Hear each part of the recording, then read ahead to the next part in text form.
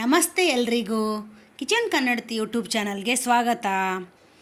ಇವತ್ತು ನಾನು ಮಂಗಳೂರು ಕಡೆ ಸ್ಪೆಷಲ್ ಆಗಿರೋ ಡಿಶ್ ಅಂದರೆ ನೀರು ದೋಸೆ ಅದನ್ನು ಮಾಡ್ತಾಯಿದ್ದೀನಿ. ಅದನ್ನು ಮಾಡೋದು ಹೆಂಗೆ ಅಂತ ನೋಡೋಣ.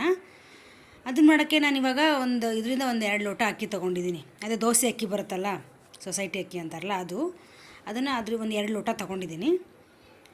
ಅದನ್ನು ತೊಗೊಂಡು ಚೆನ್ನಾಗಿ ತೊಳ್ಕೊಬೇಕು. ಸ್ವಲ್ಪ ಹೊಲಸಿರುತ್ತಲ್ಲ, ಅಕ್ಕಿ ಕ್ಲೀನ್ ಇರಲ್ಲ. ಹಾಗಾಗಿ ಅದನ್ನು ನೀಟಾಗಿ ಒಂದು 3ರಿಂದ 4 ಸರಿ ಆದ್ರೂ ತೊಳ್ಕೊಬೇಕು. ನೀಟಾಗಿ ಅಕ್ಕಿನ ತೊಳೆದು ನಾನು ಇವಾಗ ನೀಟಾಗಿ ತೊಳೆದು ಚೆನ್ನಾಗಿ ನೀರು ಹಾಕಿ ಇಟ್ಟಿದ್ದೀನಿ. ಇದನ್ನ ಓವರ್ ನೈಟು ಬಿಟ್ಬಿಡ್ತೀನಿ ನೀರಿಗೆ. ಇವಾಗ ನೆಕ್ಸ್ಟ್ ಡೇ ಬೆಳಗ್ಗೆ ಮಾಡ್ತೀವಿ ಅಂತಂದರೆ ರಾತ್ರಿ ನೆನಾಕಬೇಕು. ನಾನು ರಾತ್ರಿ ನೆನಾಕಿದ್ದೆ. ಸೊ ಇವಾಗ ಬೆಳಗ್ಗೆ ಆಗಿದೆ, ಅಕ್ಕಿ ಚೆನ್ನಾಗಿ ನೆಂದಿದೆ. ಇದನ್ನು ನೈಸಿಗೆ ರುಬ್ಕೋಬೇಕು. ತುಂಬ ತರಿಯಾಗಿದ್ದರೆ ನೀರು ದೋಸೆ ಚೆನ್ನಾಗಿ ಬರಲ್ಲ. ಎಷ್ಟಾಗುತ್ತೋ ಸಾಧ್ಯ ಆಗುತ್ತೋ ಅಷ್ಟು ನುಣ್ಣಗೆ ರುಬ್ಕೋಬೇಕು. ಕೆಲವೊಬ್ರು ಏನು ಮಾಡ್ತಾರೆ, ಇದರಲ್ಲಿ ಕಾಯಿ ತುರಿ ಹಾಕಿ ರುಬ್ಕೋತಾರೆ. ಆ ಕಡೆ ಎಲ್ಲ ಸ್ಪೆಷಲ್ ಇದು. ಬಟ್ ನಾನು ಆ ಥರ ಮಾಡಿದಾಗ ಅದು ಇಷ್ಟಪಡಲಿಲ್ಲ ನಮ್ಮ ಮನೇಲಿ. ಹಾಗಾಗಿ ನಾನೇನು ಮಾಡಿದೆ, ಬರೀ ಅಕ್ಕಿ ಹಾಕ್ಕೊಂಡು ಅಷ್ಟೇ, ಮತ್ತಿನ್ನೇನು ಹಾಕಲಿಲ್ಲ ಅದಕ್ಕೆ. ನೋಡಿ, ಉದ್ದಿನ ಬೇಳೆನೂ ಬೇಕಾಗಿಲ್ಲ ಇದಕ್ಕೆ, ಈ ದೋಸೆಗೆ. ಹಾಗಾಗಿ ಸ್ವಲ್ಪ ನೈಸಿಗೆ ರುಬ್ಕೊಂಡಿದ್ದೀನಿ. ಈ 2 ಲೋಟದಿಂದ ಇಷ್ಟು ಹಿಟ್ಟು ಬಂದಿದೆ ಇವಾಗ, ದೋಸೆ ಹಿಟ್ಟು.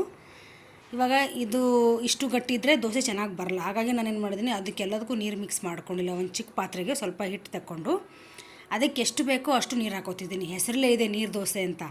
ಹಾಗಾಗಿ ಅದು ಆದಷ್ಟು ನೀರಾಗಿದ್ರೇ ಹಿಟ್ಟು ದೋಸೆ ಚೆನ್ನಾಗಿ ಬರುತ್ತೆ. ಎಷ್ಟು ತೆಳುವಿರುತ್ತೋ ಅಷ್ಟು. ಸೊ ಇವಾಗ ರುಚಿಗೆ ತಕ್ಕಷ್ಟು ಉಪ್ಪು ಹಾಕೋತಿದ್ದೀನಿ. ಮತ್ತು ದೋಸೆ ಹಾಕಬೇಕಾದ್ರೆ ಕೈ ಆಡಿಸ್ತಾ ಇರಬೇಕು, ಹಂಗೆ ತಳಕೋಗಿ ಹಿಟ್ಟು ಕೂತ್ಕೊಂಡ್ಬಿಡುತ್ತೆ. ಹಾಗೆ ನಾನು ಈ ಕಡೆ ಹಂಚು ಕಾಯಕ್ಕೆ ಇಟ್ಟಿದ್ದೆ. ಚೆನ್ನಾಗಿ ಕಾದಿದೆ. ಅದು ಈರುಳ್ಳಿಯಿಂದ ಸ್ವಲ್ಪ ಎಣ್ಣೆ ಹಾಕಿ ಚೆನ್ನಾಗಿ ಉಜ್ಜಿಬಿಟ್ಟು ಫುಲ್ ಸಿಮ್ಮಲ್ಲಿ ಇರ್ಬೇಕು, ಜೋರಲ್ಲೇ ಇರಬೇಕು ಅದು ಗ್ಯಾಸು.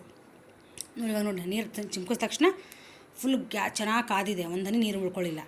ಹಾಗೆ ದೋಸೆನ ಜಸ್ಟ್ ಹಿಂಗೆ ಚಿಮ್ಕಿಸ್ತಾ ಇರಬೇಕು. ಅದನ್ನು ಹಾಕಿ ಮಾಮೂಲಿ ದೋಸೆ ಹಾಕ್ಬಾರ್ದು. ಜಸ್ಟ್ ನೋಡಿ ಹಂಗೆ ಬಿಡ್ತಾ ಇದ್ದೀನಿ ಅಷ್ಟೇ ಹಾಕ್ಕೋಬೇಕು. ಅಷ್ಟು ತೆಳುವಿರಬೇಕು ಹಿಟ್ಟು. ಇನ್ನೂ ತೆಳುವಿದ್ರೂ ಚೆನ್ನಾಗಿರುತ್ತೆ. ಮತ್ತು ಒಂದು ಸ್ಪೂನ್ ಎಣ್ಣೆ ಹಾಕ್ಕೊಂಡು, ನೀವು ಎಣ್ಣೆ ಅಥವಾ ತುಪ್ಪ ನೀವೇನಾದರೂ ಹಾಕ್ಕೋಬೋದು. ಅದನ್ನ ಹಾಕ್ಕೊಂಡು ಮೇಲೆ ಮುಚ್ಚಲೇಬೇಕು, ಅಂದರೆ ಚೆನ್ನಾಗಿ ಬರುತ್ತೆ ದೋಸೆ. ಒಂದು 2 ನಿಮಿಷ ಬಿಟ್ಟಿದ್ದೆ. ನಾನು ಸ್ವಲ್ಪ ಕ್ರಿಸ್ಪಿ ಆಗಲಿ ಅಂತ ಸ್ವಲ್ಪ ಹೊತ್ತು ಬಿಟ್ಟಿದ್ದೆ. ನಿಮಗೆ ಕ್ರಿಸ್ಪಿ ಬೇಡ, ಸ್ವಲ್ಪ ಸಾಫ್ಟಾಗಿ ಇರಲಿ ಅಂದರೆ ನೀವು ಬೇಗನೂ ತೆಕ್ಕೋಬೋದು. ಒಂದು ಸೈಡ್ ಬೇಯಿಸಿದ್ರೆ ಸಾಕು. ಇದು 2 ಸೈಡ್ ಏನು ಬೇಯಿಸೋದು ಬೇಕಾಗಿಲ್ಲ, ಮೇಲೆ ಮುಚ್ಚಿರ್ತೀವಲ್ವ. ಸೊ ನೀರು ದೋಸೆ ರೆಡಿ ಆಯಿತು. ಗರಿಗರಿಯಾದ ನೀರು ದೋಸೆ ಚಟ್ನಿ ಜೊತೆ ಸವಿಯಲು ಸಿದ್ಧ. ನೀವು ಟ್ರೈ ಮಾಡಿ, ಹೇಗೆ ಬಂದಿದೆ ಅಂತ ಕಮೆಂಟ್ ಮಾಡಿ. Thanks for watching.